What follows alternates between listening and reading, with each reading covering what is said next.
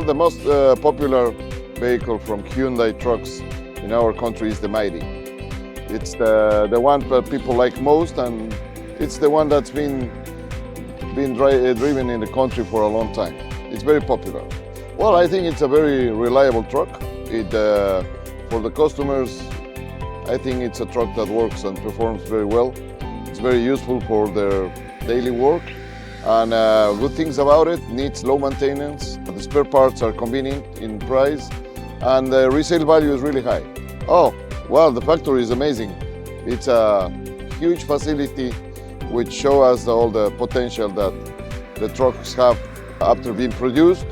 I think there's a lot of opportunities when this plant starts to export all the products to our region, which is Latin America. The GT6 and the EV Mighty. All the GT6 and GT9s, they are famous in my country. Our feedback we have from the customers in the performance of the GT6 or GT9 and the Mighty Electric is very good. The performance of the trucks is amazing, it's impressive. It's amazing the move.